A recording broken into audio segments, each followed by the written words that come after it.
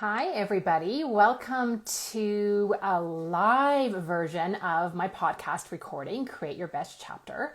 I am going to be having a conversation today with my coach and my friend and my mentor, Lyndsie Barrie.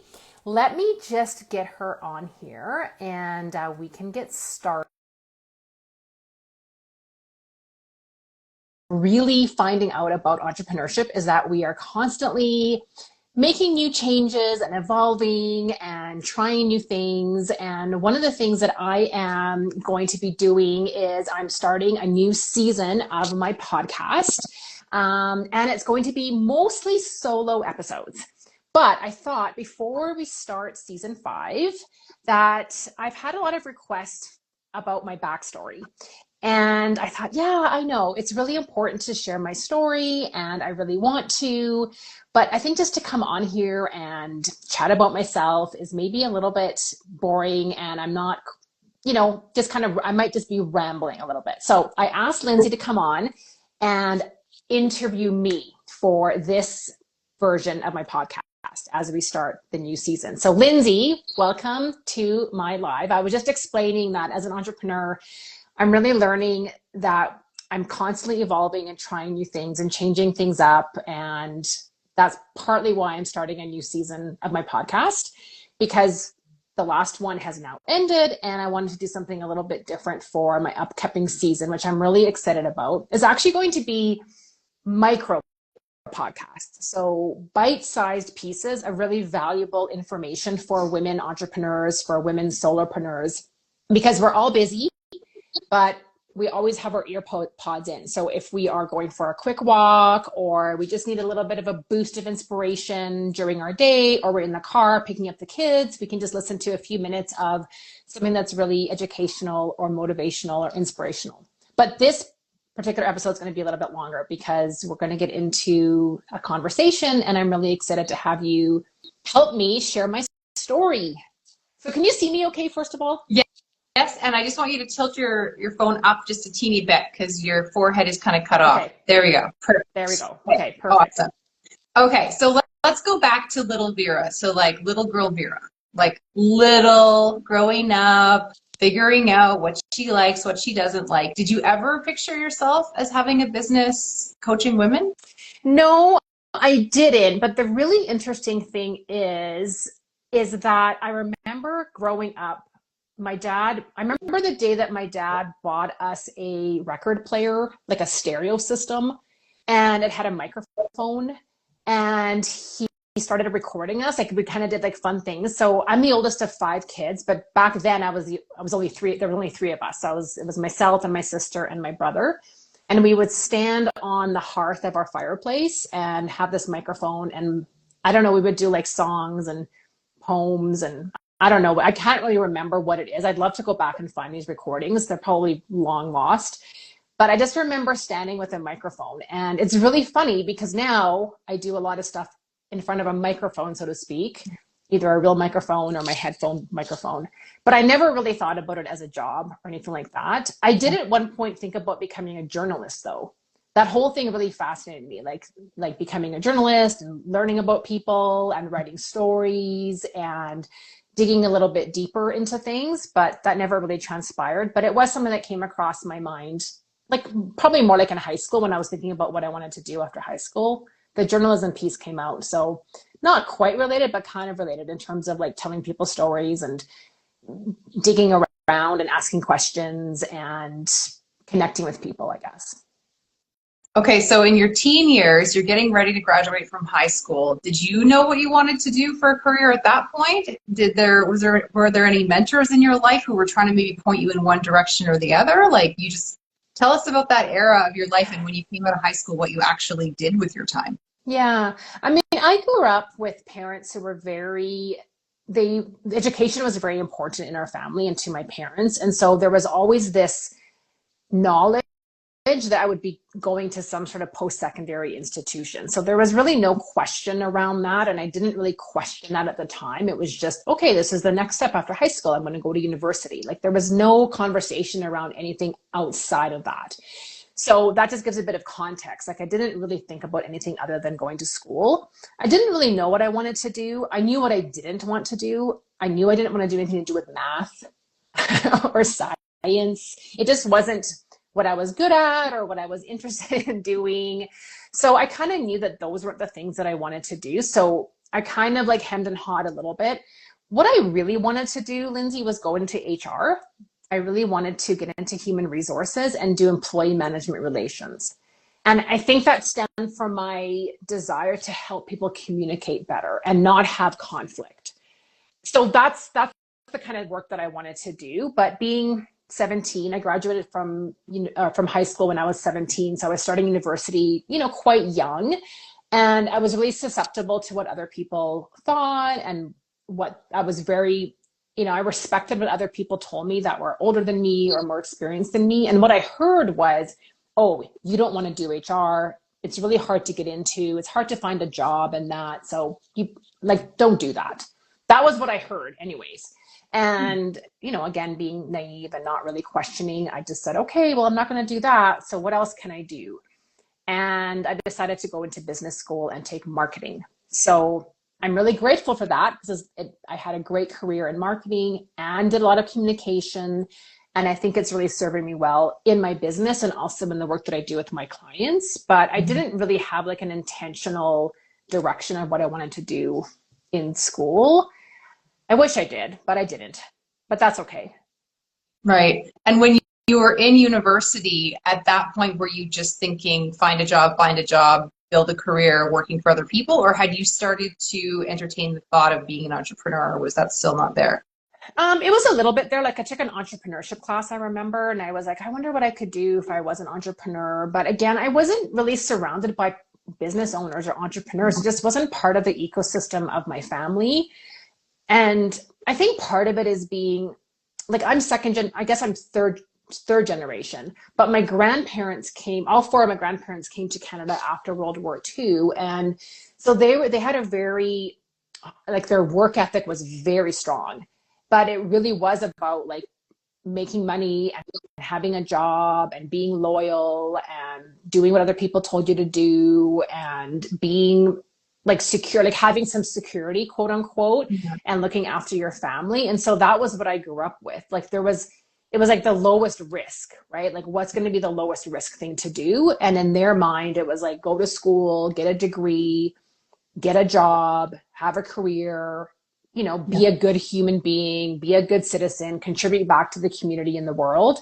But there was never any talk about having your own business or entrepreneurship. So I wasn't surrounded by that. So it wasn't really in the context other than some of the classes I took in school. But no, my thought was always, I'm going to get a job. I'm going to have a career and I'm going to have a great career and I'm going to do awesome things. But it was never in the context of my own business. It was always in the context of working for other people.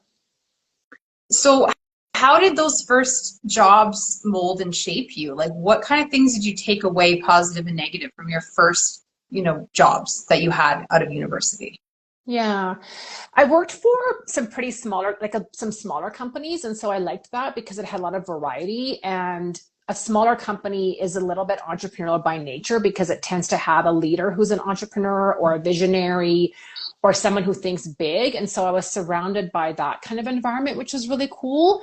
I wasn't just a number in the cog in the system. Like I actually could see my work having an impact and where it went and how I fit into it. And I really enjoyed that. And that was something that I always was looking for in future jobs, that I wanted to be part of something, that I wanted to know how my work impacted other people or how it impacted the business or the company. So I think that was the one major, like really good takeaway. I think outside of that, just learning business, right? Like learning marketing, learning about people. I had a lot of jobs where it required me to work with the public. And anytime you work with the public, and even before I had my first professional job, I worked in customer service. And so having those experiences, how do you work with people?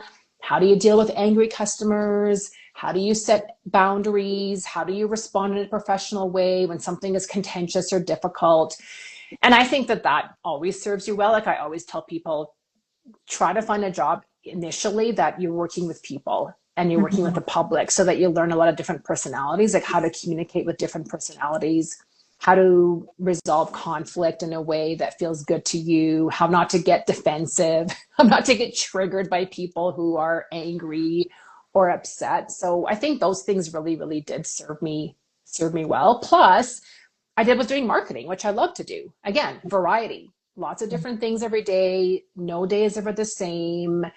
It's not black and white. You can be really creative. There was lots of different things that I was able to do, everything from events to planning things to communication to messaging. I mean, back in the day, there was no such thing as social media, never mind the internet. Like, I remember getting my first email address in my very first job. So this is how much things have changed. Yeah. But the communication piece was always there. And I was always around, how do we communicate the benefit of what we're selling to the end customer? So I really enjoyed that piece of it. And I enjoyed having the variety of the job and the variety of different people and the demographics and who you were communicating with and who you were trying to promote to. So that's always served me really well. Okay, so you're cruising along in your 20s and you've had a job or two, and then tell us a bit about your personal life. Like, what kind of things were you discovering that you really liked to do? What kind of activities, like what kind of relationships? Like, tell us about personal Vera in her 20s and how she evolved. Personal Vera in her 20s was kind of a party animal. I liked going out with my friends and dancing and having a few drinks and just having a lot of fun. And I guess when you're single in your 20s, that's totally what you do. And I just had a lot of fun. I had some friends that were getting married in their early 20s, and that was not something that was part of my journey at that point in time. I just was really focused on my work and having a little bit of fun and making some money. And I had bought my first apartment. So I was, on my own and being independent and just trying to figure things out. And then, of course, there's a point in time, like later on in my 20s, where I was like, okay, I'm ready to meet someone. I'm ready to get married. I'm ready to have kids. I'm ready to take that next step. And so I became a lot more intentional about that part of it. And that was a big journey for me too. That was challenging. It took me a while to find a relationship where I felt like, okay, this could go on to something more meaningful. But when you're in your late 20s and early 30s, back in the day, it was getting a little bit challenging to meet people. Yeah. And I didn't want to party anymore. I didn't want to do that. I didn't want to be single party Vera anymore. I wanted to really focus on building a family and getting married and getting settled down. And more than anything, having a life partner, like having someone to share life with and have adventures with and do stuff with, and not always be relying on just me doing everything, like around the house, right? Or in my life, or making decisions, or any of those things. I really wanted to share my life with someone. Mm-hmm. So that was kind of me in my later 20s, figuring out that kind of stuff and figuring out what it is that I wanted to do in a personal way. Yeah. And so then take us into the phase, I guess, in your 30s where you had some pretty catastrophic things happen to you, and you in that discovered this business that you have today and basically found that path. So take us through those events. Yeah. Well, I eventually did get married. I was 32, and I knew right away it wasn't probably the right decision, like deep down, right? Maybe not intellectually or consciously, but we always know deep down when things aren't really meant for us. But I really wanted to get married. I really wanted to settle down, and I really wanted to have a life partner. I really wanted to have a family. How did you know? Tell us about your wedding day. How did you know? The right decision? Yeah, well, I mean, probably didn't help that we got into a big argument the day before our rehearsal dinner. So that was probably like a major sign. But I did attribute it to cold feet and all the stories that we tell ourselves and the excuses that we make, because, well, I've gone this far down the road that it can feel or seem challenging to change your mind kind of at the quote unquote last minute. But nevertheless, that's kind of where I found myself. And it was really interesting because as I was walking up to the church the day of the wedding, I broke out in hives, which I don't do. Like, that's not something that happens to me on a regular basis. That's not how my body responds to things. I have other kind of physical manifestations, but not that. And so it was like looking back at that, I'm like, oh, that was my intuition trying to, like, it was kind of screaming at me, like, this is not the right thing for you. And our intuition, if we don't listen to it, it does manifest in physical ways. So whether it's some sort of accident or whether it's some sort of physical symptom or in other kinds of ways, if we're not tuned into that intuition, I believe anyways. And so that was my intuition telling me. But again, I just went along with it because, oh, well, I'm here. It's going to be fine. We can make changes. I can change. He can change. We're going to make it work. Right. And when I make a decision, I tend to think that way. I made this decision. I'm going to make this work. I'm determined. I certainly didn't go into marriage thinking that I was going to get divorced. That was definitely not the intention. I don't think that's the intention of anybody who gets married or goes into a long-term relationship. Nobody wants that, but that's what happened. So 4 years later, the marriage broke down and I found myself in the middle of this divorce, feeling super guilty, feeling ashamed, feeling embarrassed, feeling like a failure, feeling really purposeless as well. My job wasn't really satisfying me. I wasn't really happy where I was in my career. So all these things were like, what am I doing? You know, I'm in my late 30s. I should know better. That's what I thought anyways. Like I was really hard on myself. Like how can someone who's educated, I had 2 degrees, you know, I'm not in my 20s. I'm a little bit older. I should know better. So this was kind of the story that I was telling myself and feeling really, really bad about myself and at a really, really low point in my life. My confidence was gone. I had lost a lot of my connections as well, just through the relationship. I felt that I wasn't as connected to a lot of my friends or even my family. So I'd lost a lot of that support system. I mean, they were still there for support, but really like that some of those ties had gotten a bit looser, which was really challenging and sad for me. So there was a lot of like introspection that needed to happen. And as I was going through that, I was really learning, okay, what do I really want? Who do I want to show up as? Who do I want to be? And I realized pretty early on that I did not want to be a bitter person. And I could see how people can go down that road of becoming bitter, resentful, or angry.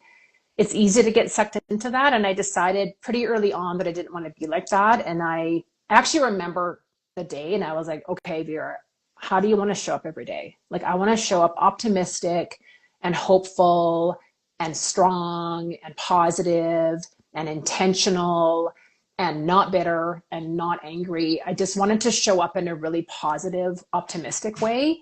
And so that was something that I decided that I was going to do. And it was a commitment that I had to make every single day. And some days, multiple times a day to recommit to that.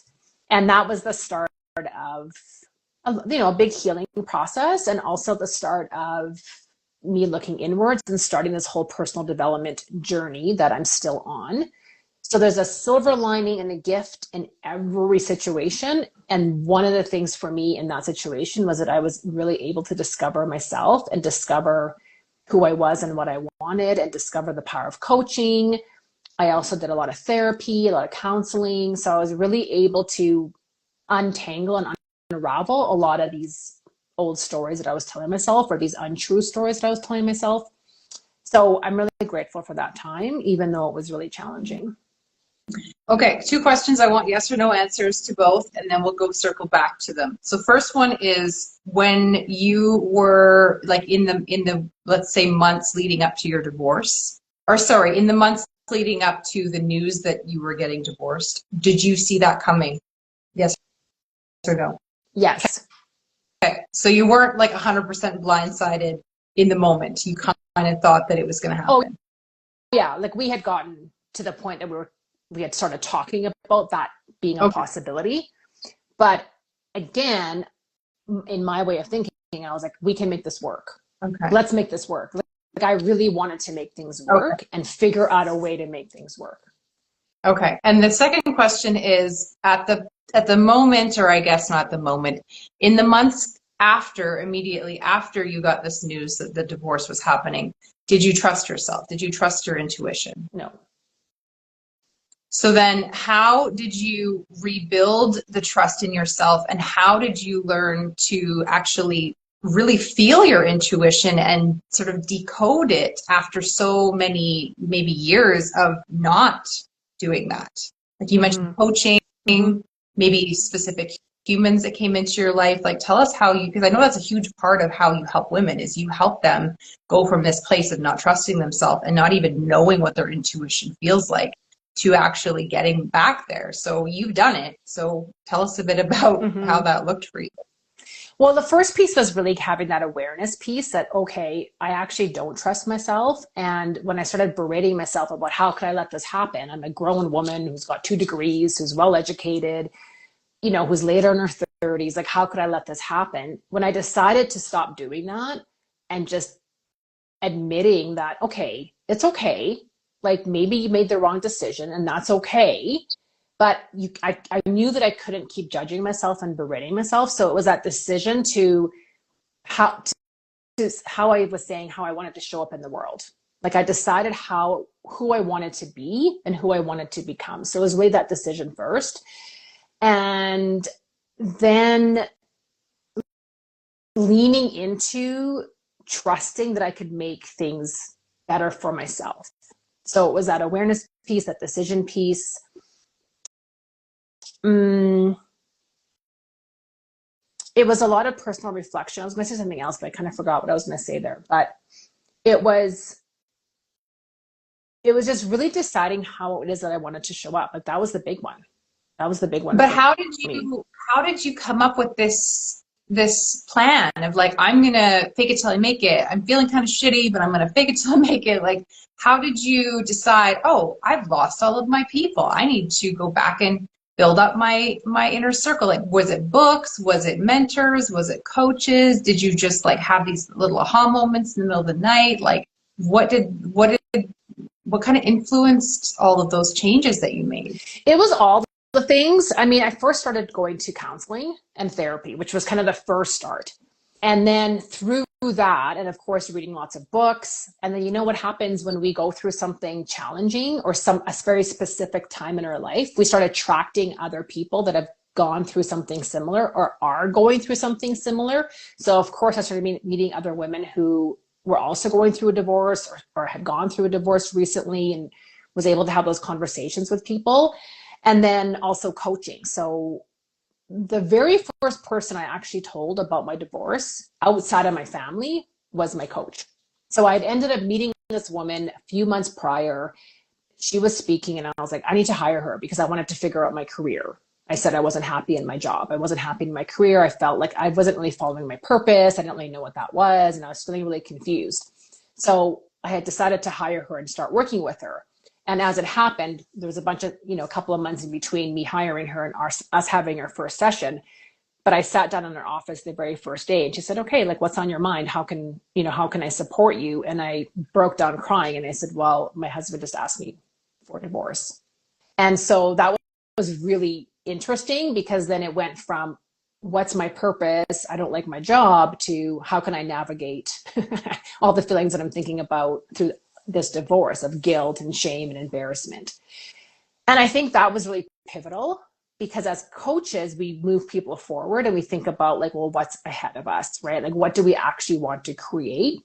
And it's a very empowering way of being because what ended up happening was that I realized that I needed to take responsibility for my part in this.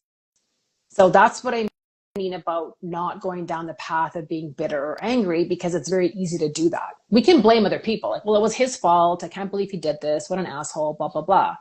Right? It's nothing to do with me. I was great, right? I tried really hard. I really wanted to make this work, right? Like it's easy to go down that victim path, but there was something inside me that didn't want to do that. And I just needed to make a decision. Okay, you're not going down that victim path. What's the opposite of that? The opposite of that is, oh, what responsibility did I have? What role did I have to play in this?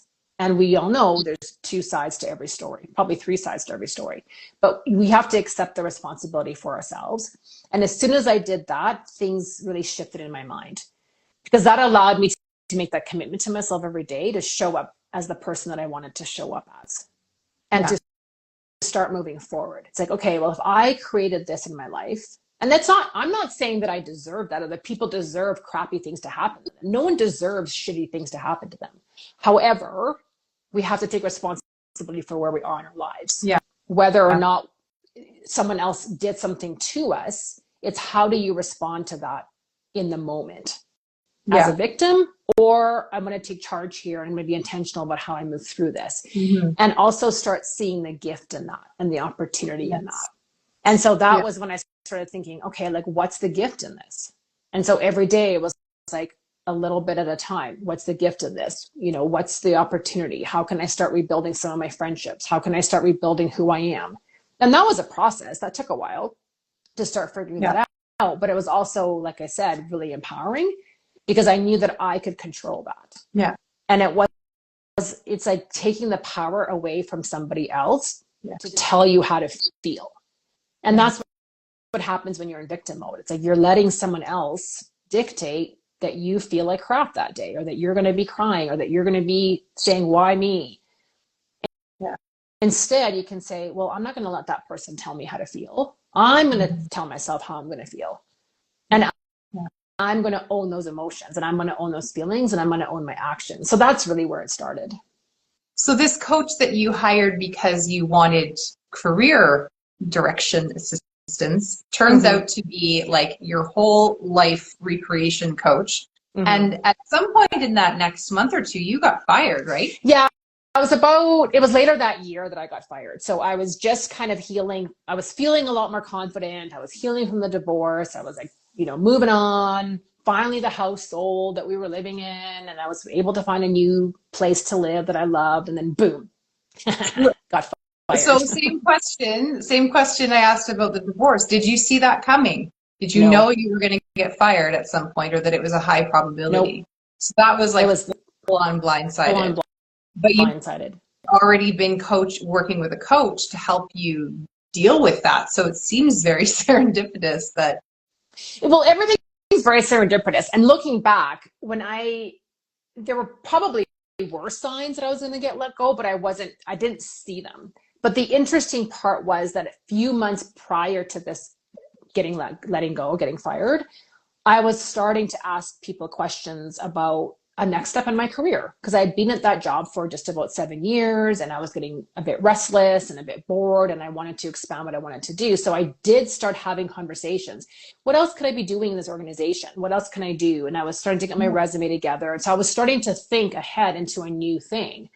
But it's funny how the universe, and it's funny how God gives us what we want, sometimes not in a way that we want it to happen, right? So I wanted to change, and I said, hey, I want to change. I want to do something different. I want to have a new job or a new career. I didn't know what that looked like.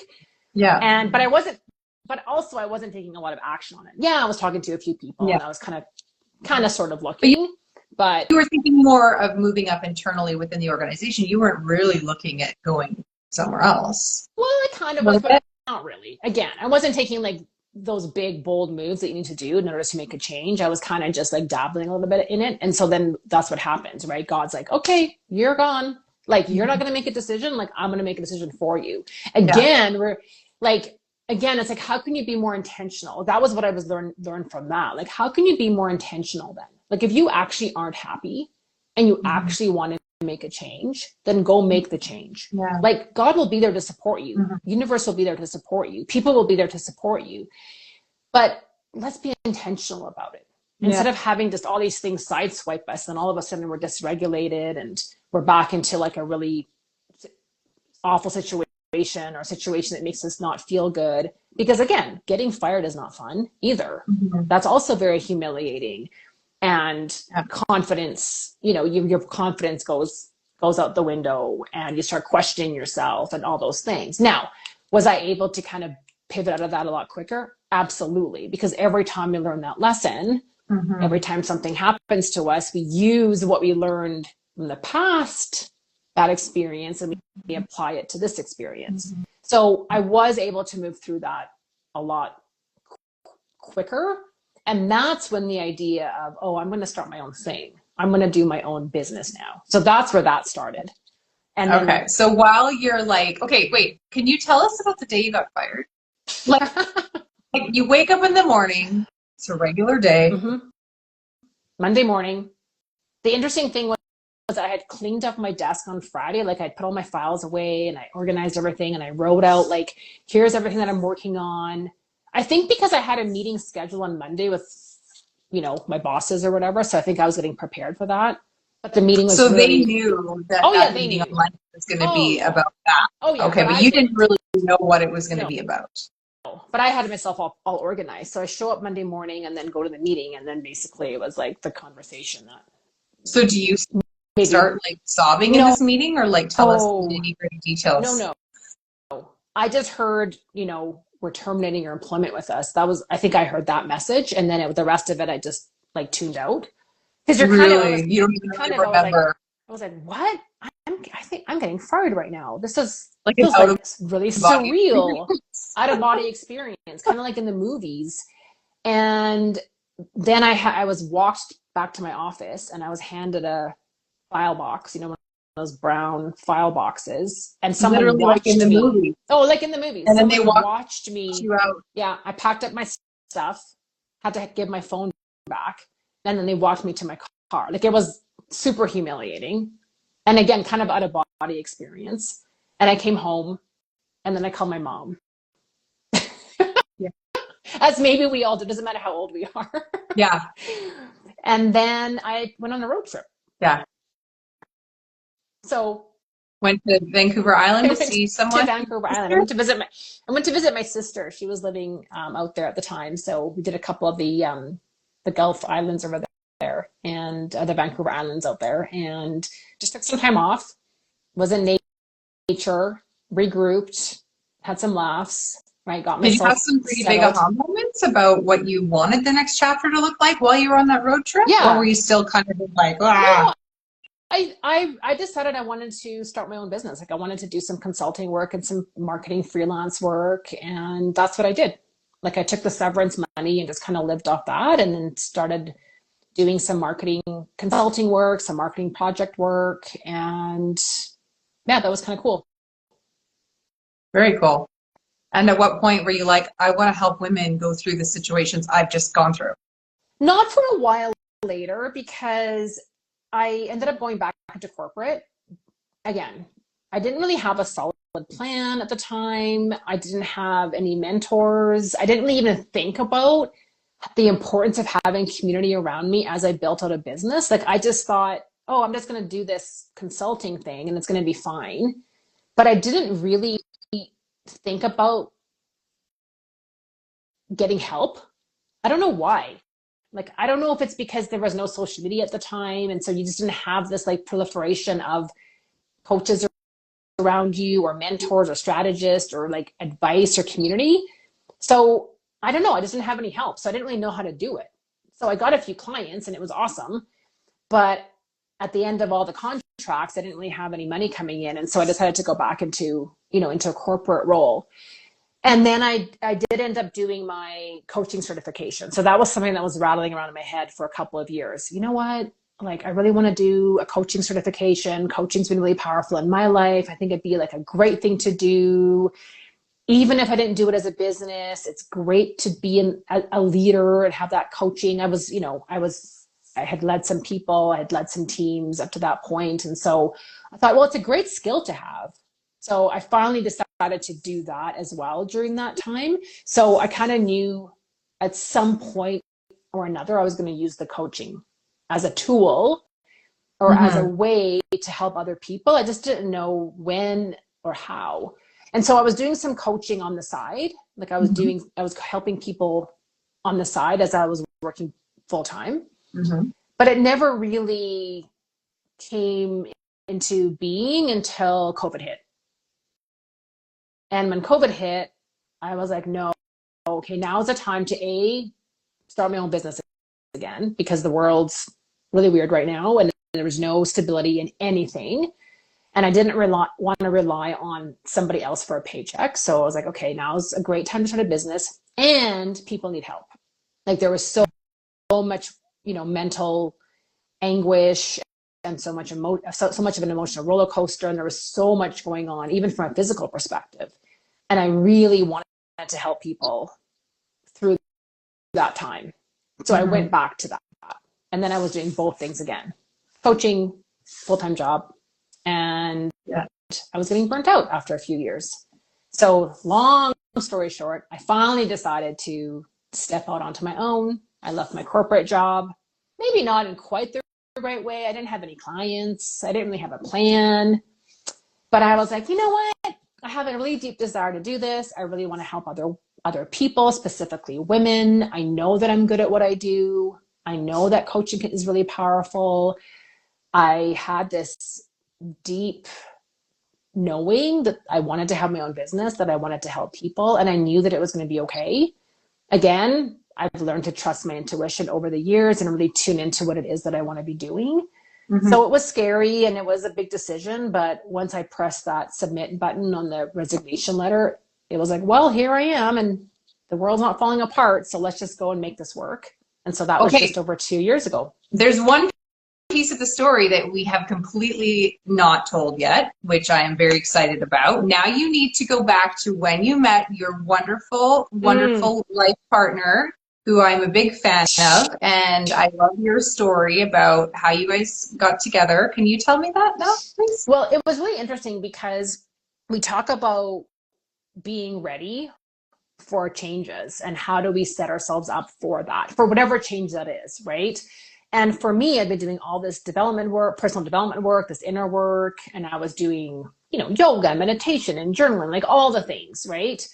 And finally, I decided, okay, I'm ready to meet someone. Like, this is it. I'm ready. I feel good. I had a list of what I wanted, what was the non-negotiables, like what was important to me. I felt like I had my boundaries all aligned. I had a great group of girlfriends. I loved my life. Like, I was really living like an awesome life. And I was ready to meet a life partner. And I so remember this distinctly. Like, I was like, okay, I'm so ready. And this was like 3 years post-divorce. So it was a while before I was like ready. I made the decision. I went to see this lady who I was seeing for Reiki and like energy work. And so she like did a Reiki session and I felt like super open and I felt like so good. And that weekend I went out with a few girlfriends and I met like 3 or 4 guys, including Kevin. And my friends were like, what is going on with you? Like, that's not me. Like, I don't normally like attract that kind of attention or that kind of like thing. Like, I just kind of go out and have fun. But that weekend there was just something, I just felt so open. And then there was guys coming out of everywhere. Like, do you want to go out? Can I get your number? It was like kind of wild. And I ended up like, just again, I'm saying randomly in quotation marks because nothing's random, but I did sit down randomly by Kevin at a local lounge, I guess, and ended up chatting and he got my phone number and then we went out the next week. So that was how that started. So it's really interesting when you're ready and make a decision. And again, ready, I don't know if we're ever ready. Like, we tell ourselves these excuses, like, I'm not ready to do that yet. It's about making the decision. Like, when you make the decision to step out into the next thing that you want to be doing, then things open up for you and the opportunities come, right? The people come into your life, the opportunities come into your life, the ideas come into your life. And I'm really leaning into that right now with my business, Lyndsie. You know that there's been, it's a roller coaster, entrepreneurship. And so for me, it's leaning back into those lessons of when you make a decision and you take action. Because again, I could have said, I'm ready to meet someone. I'm just going to sit on my couch and manifest it. That's not how it works. Like, the doorbell doesn't ring and your dream guy isn't on the other side of the door. Like, I wish it worked that way, but it doesn't, right? It's not like, well, I want to be healthy and lose 20 pounds. I'm just going to sit on the couch and journal about it.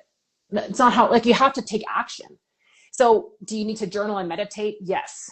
Do you need to make a decision? 100%. Do you need to go take action? 100%. So it's all those things. And it's the same in business. It's like, make a decision, get in the right energy, and then do the action. And sometimes the action's not easy. Putting yourself out there, like whether it's dating, right? Going out and like getting dressed up and like sitting beside someone and striking up a conversation, or going on whatever app is popular now and like putting your photo on there, or asking a client for money, or going to a networking event and introducing yourself, or being asked to speak on a podcast. Like those things aren't necessarily comfortable because they're new to us. And it puts us into a position where we need to be vulnerable. And people are going to look at us. I mean, maybe people are going to judge us or say something mean about us. And we need to be okay with that. And also trust that these actions are taking us in the right direction. And then all the things are going to open up for us, the ideas, the people, the opportunities. So I'm really leaning into the lessons. So I appreciate you asking these questions, because it's reminding me, oh yeah, it's reminding me of these lessons that I've learned, that I continue to learn, and that I need to continue to keep trusting. And that's been a big thing for me, is the trust piece, like trusting myself, trusting God, trusting the universe, trusting other people, trusting the process, all the things. It's all going to be okay. Yes. Yes. And I meet women, every week that need, that are in one of those situations you've been in, that need someone who's been there and come out of it on the other side better off and look back with gratitude. They want that so badly. So I'm going to ask you your most unfavorite question of all time. What's that? Ready? Okay. You ready? Mm-hmm. Remember what we talked about earlier today? What do you do, Vera? That's my favorite question. I'm on a mission to eradicate that question. So if you're listening, think about when you go to a networking event or an event, how you can ask that question in a different way. But when someone does ask you, how do you respond? So this is how I'm going to respond to that question, Lyndsie. Most of the women that I work with, most of the people that I work with are solopreneurs. They're women business owners who have a deep desire to help people. They have a deep desire to make an impact on their community, on the world, on the people that they serve. And they're feeling a little bit stuck or overwhelmed or distracted. And they're not sure how to move through that. So that's how I help women, is I help them get clarity on what it is that they want to be doing, refocus them, and then help them get on track and stay on track. And combined with all that, it's also the piece around the spiritual piece, right? So I kind of call it like I work with them through the spiritual piece and the material piece, because we need that mindset. We need that intuitive work. We need to be able to tune into our inner wisdom. We need to be able to regulate our nervous system and our emotions. And we also need to be able to set goals and stay on track and keep accountable and have metrics and have things that we need to do in our business, like doing sales, like getting out and marketing yourself, like getting out and promoting yourself. So it's those two things combined, I think, are much needed, because it's not just about the goal setting and the doing the action. It's also about checking in with yourself, and is this the right thing for you to do? So in my sessions, I talk a lot about intuition and inner wisdom and your inner guidance and your nervous system. And we also talk about goals, because I love goals and I love habits, and I love having people be accountable to me, and I love challenging people in a loving way to keep them moving forward. So I hope that answers your questions about what it is that I do. It does, although you still haven't touched on one of my favoriteest things about you and your business, which is about 1.5 years ago, you started a group that I had the pleasure of joining, and I'm still in there today.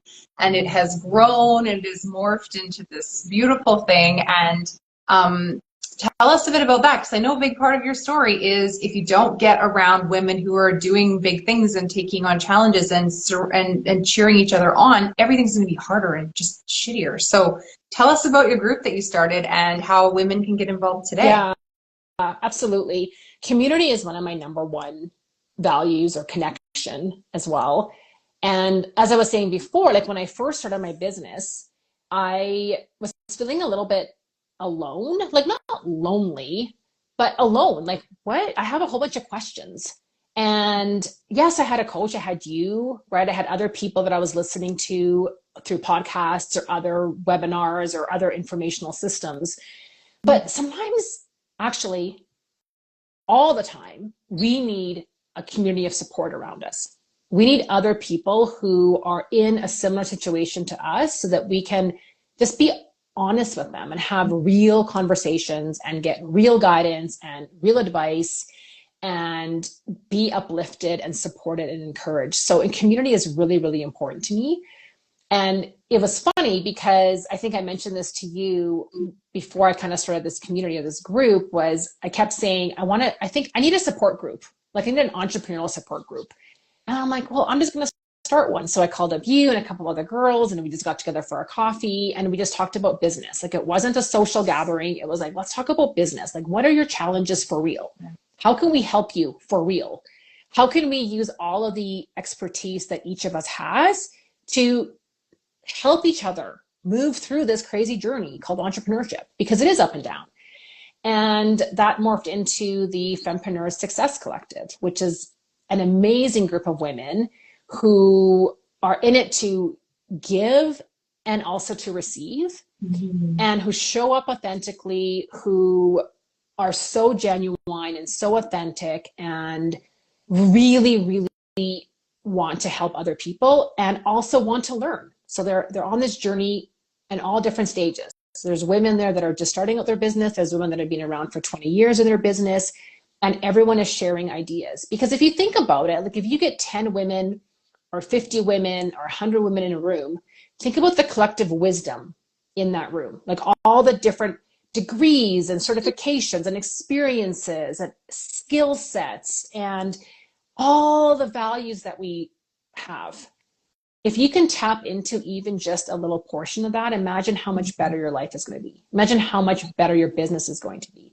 So that's my mission with the group, and that's my intention with the group, is to bring women together in a spirit of shared learning, collaboration, connection, idea generation, accountability, and helping us grow our business and keep moving things forward so that we're not feeling alone, so that we know that we have a supportive community, that when we're feeling down, someone can lift us up. When we're feeling up, we can help others when they're feeling a little bit down. So yeah, it's been an amazing journey with that. And I really see a need for it and a desire to join. And I really have a vision to grow it a lot bigger than it is right now. So if you're interested, you can check it out on my website, createyourbestchapter.com. Our next session is coming up. We hold monthly sessions, so you can hop in at any time. The first month is free, so you can check it out, see if it's for you. It will be for you. We'd love to have you join. And yeah, if you have any questions, just DM me, let me know. Fantastic. Well, thank you for just so vulnerably sharing your story and getting into all the little details. I know that every woman who takes the time to listen to this is better off for it. So, and thank you for continuing to persevere, because like you said, and we all know it as entrepreneurs, it gets tough at times. And thank you for persevering through the tough times, because yeah, the work that you're doing is impacting lives. And I've had the pleasure of meeting many of the women that have had their lives improved by Vera. So go Vera. Yay. Well, thank you, Lyndsie. And I couldn't have done it without you. So I appreciate you interviewing me for my podcast. So that's been really great. Also, thank you for all of your mentorship and coaching and strategic work and listening to me and talking me off the ledge and all the things that really great coaches and mentors do. So thank you for that. And for everybody that's listening, check us out at createyourbestchapter.com. Would love to have you connect with me. I'm always open to a coffee chat or some sort of other connection, and I'd love to have you join the group or have further conversations. So thank you so much for being here. Thank you so much for listening, and I look forward to connecting with you. Bye.